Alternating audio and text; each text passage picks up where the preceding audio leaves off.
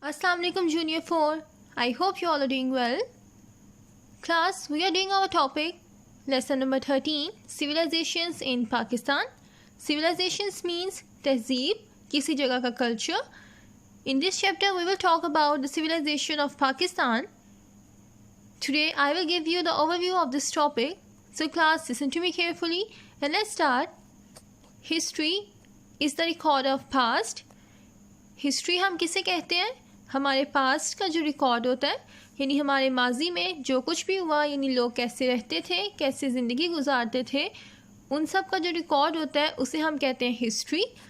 और हमें ये कैसे पता चलता है कि वो लोग कैसे ज़िंदगी गुजारते थे और पास्ट में क्या हुआ.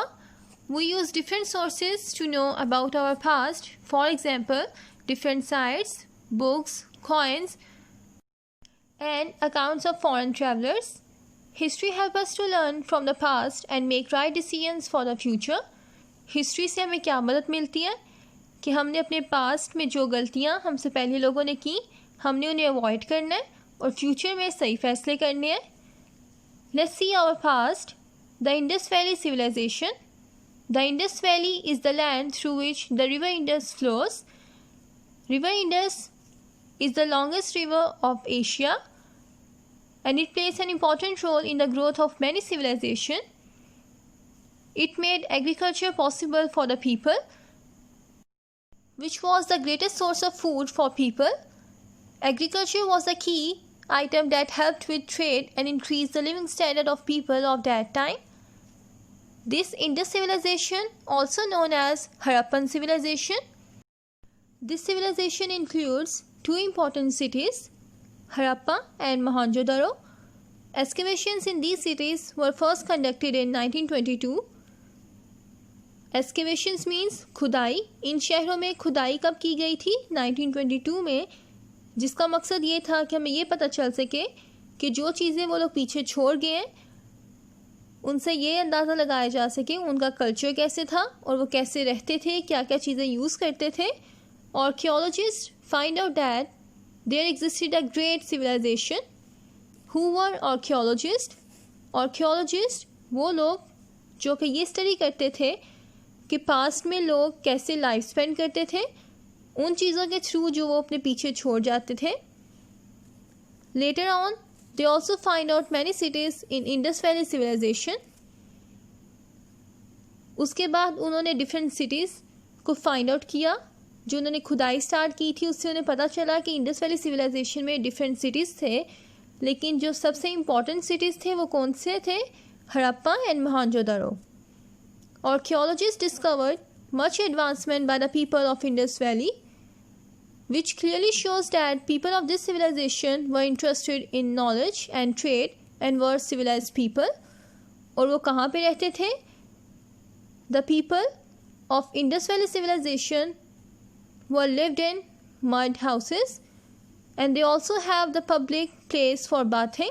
You can see the great bath of Mohenjo-daro and the street at Mohenjo-daro. Okay class? वो लोग कहाँ पे रहते थे? मट्टी के घरों में रहते थे और उन्होंने अपनी जगह को साफ रखा हुआ था ताकि हाइजीन को मेंटेन कर सकें. Okay? Now move forward. And let's talk about the different things about them. Agriculture was the main occupation of the people of Indus Valley. और जो लोग इंडस वैली में रहते थे वो लोग क्या काम करते थे? वो खेती बाड़ी करते थे, which was the greatest source of food for them. The people who lived in Indus Valley wore woolen and cotton clothes and they also used different ornaments. You can see the ornaments used by both men and women. Among many discoveries of Indus Valley, the writing tablets and inscribing on walls are those that resemble Hinduism. Archaeologists also found different statues in Indus Valley, which tells us that the society was ruled by religious priests. यानी वहाँ पे different statues पाए गए थे. जिस तरह Hindu different statues की पूजा करते हैं, उसी तरह के स्टैचू इंडस वैली में भी पाए गए थे जो कि जाहिर करते थे कि वो लोग किस मज़हब को मोस्टली रिलेट करते हैं. रिजेम्बलेंस किसके साथ है? हिंदुइज़म के साथ, क्योंकि वो उन स्टैचूज़ की पूजा करते थे. Okay class.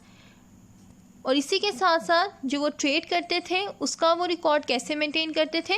They used seals. Seals किसे कहते हैं?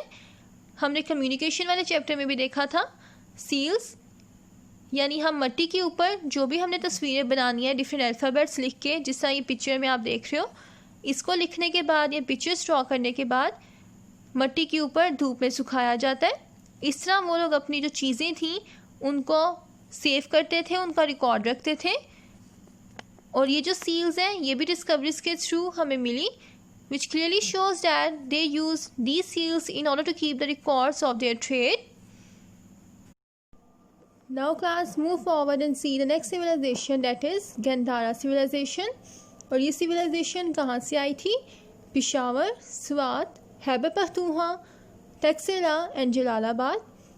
And this civilization is just a part of larger civilization called Mahajanapadas.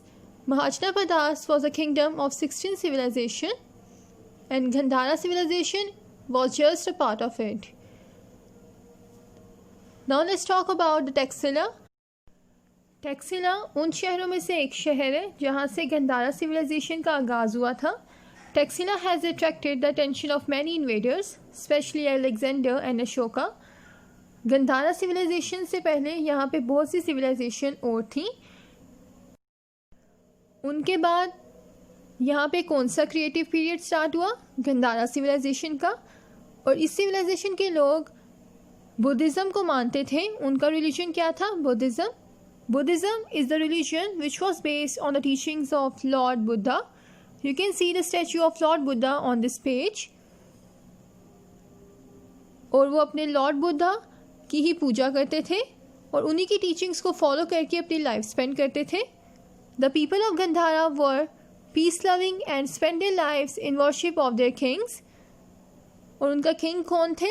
Lord Buddha, जिनके अकॉर्डिंग वो लोग अपनी ज़िंदगी गुजारते थे और जिन्होंने ये मज़हब स्टार्ट किया था. And the language which was used by these people was Prakrit, and they built houses made of clay and stones. As I told you that this civilization is the combination of many civilizations, क्योंकि यहाँ पे Gandhara civilization से पहले बहुत से लोग आए थे जिन्होंने अपनी civilization start की थी. That's why this civilization is the combination of many culture and societies. Okay class? So these were the two civilizations discussed in this chapter. I hope you all get it. So the reading of this chapter is complete now. So what you need to do is to do the reading of this chapter from the book. We will see the exercise in our next lecture. Till then, Allah Hafiz, take care.